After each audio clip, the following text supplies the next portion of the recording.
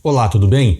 Nesse vídeo vamos discutir os principais pontos das propostas de política econômica do Donald Trump e da Kamala Harris, e para tentar entender quem pode ser o melhor, ou talvez tenha que dizer menos pior, candidato para o Brasil. Primeiro de tudo, então, vamos começar com a política de imigração. A primeira proposta do Trump é expulsar dos Estados Unidos, é deportar 1,3 milhão de pessoas. E isso seria apenas o começo. Bom, se ele realmente fizer isso, e há dúvidas se há uma estrutura nos Estados Unidos capaz de fazer isso, né? Se o departamento de imigração deles consegue fazer isso, porque isso também depende da colaboração da polícia e de outras instituições, e tem policiais dizendo, por exemplo, na Flórida, que não vão colaborar com isso. Mas vamos supor que ele acabe fazendo, ele vai afetar, ele vai criar uma escassez de mão de obra em 3 setores importantes da economia, que é agricultura, hospitalidade, ou seja, hotéis, bares e restaurantes, e construção civil. Ao se criar essa escassez de mão de obra, se a gente simplesmente seguir a lei de oferta e demanda, provavelmente vai haver um aumento de salários. Havendo um aumento de salários, pode ser que haja, consequentemente, um aumento de preços, e isso pode se propagar pela economia dos Estados Unidos, resultando em pressão inflacionária. Um outro efeito que pode acontecer também é que, por conta dessa falta, dessa escassez de mão de obra, que o nível de atividade econômica desses setores diminua. Como esses setores são importantes para o PIB, o que acabaria acontecendo é que também se geraria um processo de estagnação econômica, já que existe um processo de transmissão, né? Quando há um problema em algum setor importante da economia, e o nível de atividade econômica desse setor diminui, também isso acaba influenciando outros setores. Pois bem, só que, então, por um lado, há um aumento de salários que pode resultar em inflação, por outro lado, há uma diminuição do nível de atividade econômica desses setores, onde as empresas, inclusive, podem tentar aumentar preço para compensar a queda da lucratividade. Mas, de qualquer maneira, isso acaba resultando, se mandar tanta gente embora que está participando do mercado de trabalho, acaba resultando em pressão inflacionária. Pois bem, se há pressão inflacionária, o que é que o Federal Reserve vai fazer? Vai subir a taxa de juros, que é o que os bancos centrais fazem quando há inflação. Se o Fed subir a taxa de juros, isso vai aprofundar ainda mais, né? Porque isso que acontece, quando os bancos centrais sobem as taxas de juros, basicamente se diminui também o nível de atividade econômica. Não é à toa que o pessoal do mercado financeiro ultimamente anda receoso que os Estados Unidos vai entrar em uma recessão caso o Fed não comece a diminuir as taxas de juros. Pois bem, então são duas questões: estagnação econômica junto com inflação. Essa política do Trump, então, de se mandar tanta gente embora, de se deportar tantos imigrantes, pode se resultar, muito provavelmente vai se resultar, vamos dizer assim, em uma força de estagnação com inflação, ou seja, em estagflação. O que é que isso significa para o Brasil? Isso a gente precisa fazer uma interpretação que não é tão simples, porque tem várias variáveis aí. A primeira coisa é o seguinte: se o Federal Reserve subir a taxa de juros, isso acaba fazendo com que o dólar se aprecie, ou seja, em outras palavras, que o dólar fique mais forte. Com o dólar mais forte, em um primeiro momento, alguém poderia dizer ótimo, porque daí o Brasil vai exportar mais produtos e serviços para os Estados Unidos. Em um primeiro momento isso pode ser verdade.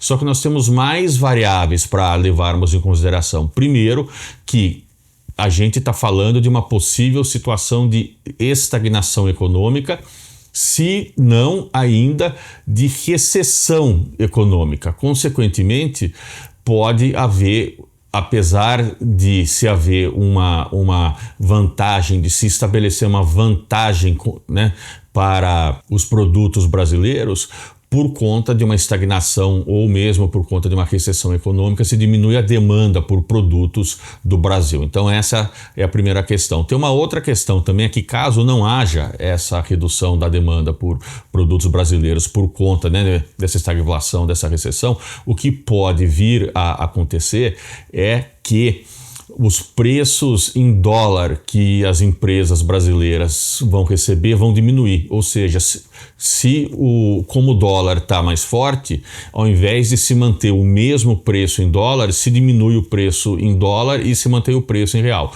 E isso acaba resultando em uma queda na lucratividade das empresas brasileiras em dólares, não em reais, mas em dólares. Consequentemente, essa política do Trump, se a gente olha mais profundamente, caso o Trump realmente faça isso, não é muito boa para a economia brasileira de uma maneira geral. Tá, mas e a Kamala Harris? Não, a Kamala Harris, ela é mais do mesmo, né? Ela não vai realmente mudar a política imigratória, simplesmente há sinais que talvez as coisas fiquem mais rigorosas, só que não vai expulsar 1,3 milhão de pessoas, consequentemente não vai criar essa pressão no mercado de trabalho e não vai criar também essa pressão especificamente nesses setores da economia. Então, nesse sentido, como a Kamala Harris é mais do mesmo, então não é de se prever que haja uma grande mudança que afete os interesses das empresas brasileiras. Segundo ponto, então, vamos lá, é política cambial.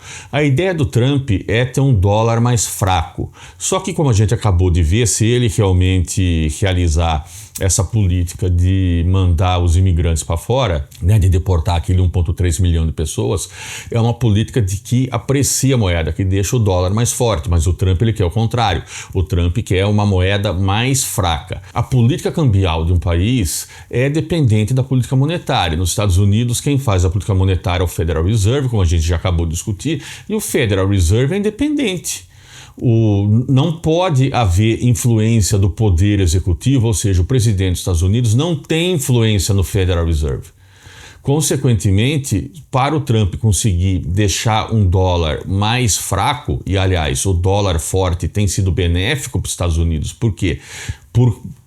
Primeiro, porque dá a oportunidade para os americanos importarem produtos mais baratos, ou seja, através da política cambial do dólar forte, os americanos têm um poder de compra mais alto. E se o Trump diminui daí, né? Se o Trump interfere no dólar para desvalorizar, né? Vamos usar esse termo, para desvalorizar o dólar, ou seja, para depreciar o dólar seria o termo correto, isso diminui o poder de compra dos americanos. Mas a ideia do Trump é que com isso se aumentaria a competitividade externa dos produtos e serviços dos Estados Unidos, porque o preço relativos deles ficam mais baixos no mercado internacional, né, em caso dessa depreciação. Consequentemente, para o Brasil, para o exportador brasileiro de produtos e serviços, ficaria mais difícil exportar para os Estados Unidos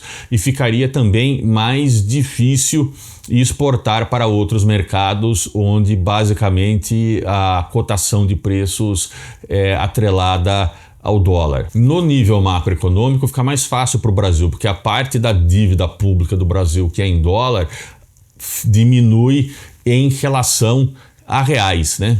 Por conta dessa questão do câmbio. E daí, então, como que fica? Isso é ruim ou isso é bom? Olha, só de pensar na ideia do Trump mexendo na independência do Banco Central dos Estados Unidos, ou seja, mexendo na independência do Federal Reserve, já é suficiente para criar uma turbulência no mercado financeiro muito grande, gerando uma desestabilização econômica que pode afetar a economia brasileira também, devido, né, à intersecção da economia do Brasil com a economia dos Estados Unidos, sobretudo na questão financeira, que pode acabar influenciando também a própria taxa de câmbio brasileiro, o próprio real. Nesse sentido, há um risco muito grande. E a Kamala Harris? A Kamala Harris, de novo, é mais do mesmo. A Kamala Harris não vai mexer, né? Ela disse que não vai mexer na independência do Federal Reserve, e ela também não tem como objetivo de campanha depreciar o dólar. Consequentemente, nesse sentido, quem acha que o Brasil tem que arriscar, por exemplo, para diminuir a parte da dívida pública que é em dólar, o Trump seria melhor, mas se for pensar na estabilidade dos mercados financeiros e, consequentemente, nos preços relativos internacionais dos produtos exportados pelo Brasil, a Kamala Harris é melhor. Terceiro ponto, política industrial. A grande diferença aqui é que o Trump ele apoia mais setores que são mais dependentes de energia fóssil, né, petróleo, enquanto a Kamala Harris quer fazer uma transição, é parte da agenda dela se promover uma transição da economia dos Estados Unidos para uma economia verde, né, onde as fontes de energia sejam renováveis, etc. e tal.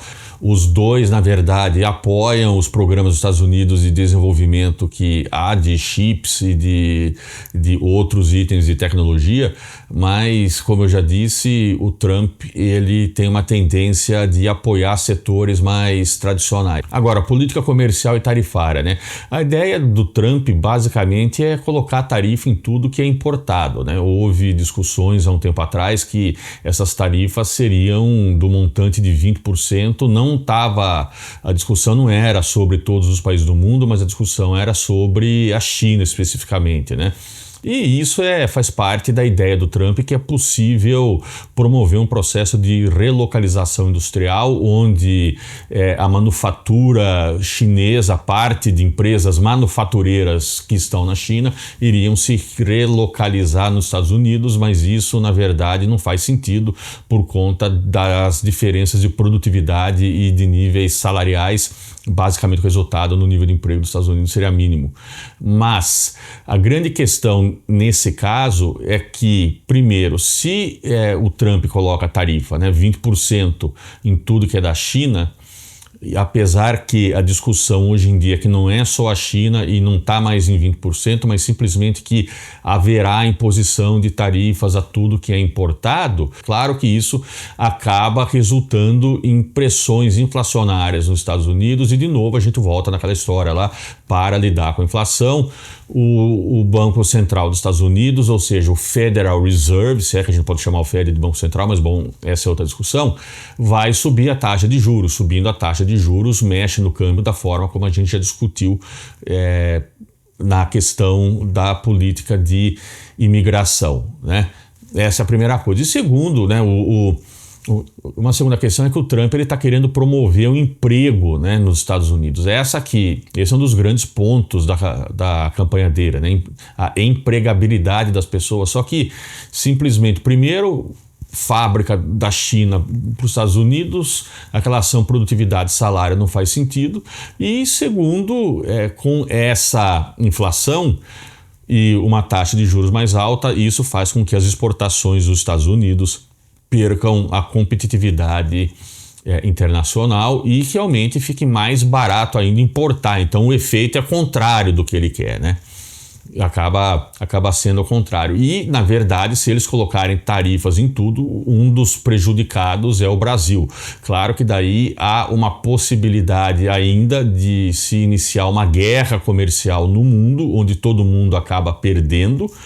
E também existe uma possibilidade da China e do Brasil estreitarem suas relações econômicas, mas no caso, daí indo para a geopolítica e saindo da economia, mas daí no caso do Brasil estreitando relações com a China, que é um direito que o Brasil tem, obviamente, não é esse o caso, mas isso em um caso de uma disputa mais séria entre Estados Unidos e China, o Brasil pode se ver num triângulo, vamos dizer assim, onde tem que escolher entre Estados Unidos e China, sendo que o Brasil né, como se dizia, né, antigamente, a quintal dos Estados Unidos, ou seja, para falar bonito, né, o Brasil está dentro da zona de influência natural dos Estados Unidos. Isso pode causar problemas políticos no nível externo para o Brasil e também problemas no nível econômico, haja vista a influência do setor financeiro dos Estados Unidos, não só no mundo inteiro, mas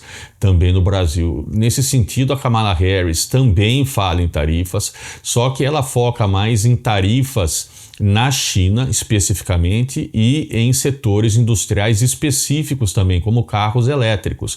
E não é só ela, o Canadá colocou em um dos chamadas globais recentes aqui, eu discuti a notícia que o Canadá vai passar ou já iniciou a aplicação de tarifas da ordem de, se eu me lembro direito, 100% sobre veículos elétricos importados da China. Então, nesse sentido, o Trump também acaba cria uma instabilidade maior e, inclusive, com um dólar mais forte dos Estados Unidos, por um lado, isso, voltando ao Trump, né? Isso não seria mal para o Brasil, porque o Brasil exportaria mais, mas a gente cai naquela mesma armadilha se essa exportação maior acaba resultando em uma lucratividade maior para as empresas brasileiras. E finalmente tem a questão da China, né? A questão da China é complementar nessa questão comercial e tarifária, mas tanto o Trump como a Harris têm uma visão competitiva com a China, que a China está em competição com os Estados Unidos e eles vão fazer de tudo para ganhar essa competição. A questão do Trump é que o Trump ele é mais agressivo. E quem se lembra, o Xi Jinping passou a também ser mais agressivo a partir da presidência do Trump. Então, o Trump se mostra agressivo por um lado, o Xi Jinping passou a se mostrar agressivo por outro. Só que o que especialistas de política externa da China estão dizendo é que a Harris e o Trump, os dois são uma comida envenenada. Foi esse E essa competição entre Estados Unidos e China, que é o quinto ponto, né? E que, na verdade, analistas chineses também não estão sabendo o que é menos pior para a China, né? Se é uma vitória do Trump ou uma vitória da Harris. Eles estão usando uma comparação onde os dois seriam uma comida envenenada e eles estão tentando entender o que seria, então, o menos prejudicial para a China, né? Porque os Estados Unidos vai realmente continuar essa competição com a China, tanto com o Trump como com a Harris. Vamos lembrar que o Xi Jinping ficou mais agressivo em relação ao Ocidente e aos Estados Unidos depois que o Trump foi presidente, porque o Trump começou a falar abertamente em contenção da China como país até inimigo, e nesse sentido os dois têm uma política parecida, né? Mas obviamente que é uma política que não é muito lógica, porque não faz sentido falar em conter a China. Não é possível mais conter a China, né? E primeira coisa. E segunda coisa, também não faz mais sentido falar em, por exemplo, como eu já citei, a criação de emprego nos Estados Unidos, caso, por exemplo, fosse possível tirar a China da jogada completamente, porque tem outros países, por exemplo, Vietnã, Tailândia, que estão se desenvolvendo também, mesmo Laos, Camboja, que lá não acontece nada. Esses países também estão começando a experimentar um processo de desenvolvimento como efeito dessa briga, né, entre a China e os Estados Unidos. O Brasil tem que ser independente e tem que pensar nos seus interesses. A ideia de que o que é bom para os Estados Unidos é bom para o Brasil não é verdade. O que é bom para os Estados Unidos é bom para os Estados Unidos. O que é bom para o Brasil é bom para o Brasil. Até o próximo vídeo. Deixa o like se você gostou e deixa nos comentários perguntas e assuntos que você gostaria de ver aqui discutidos, tá bom? Um abraço e boa semana. Tchau!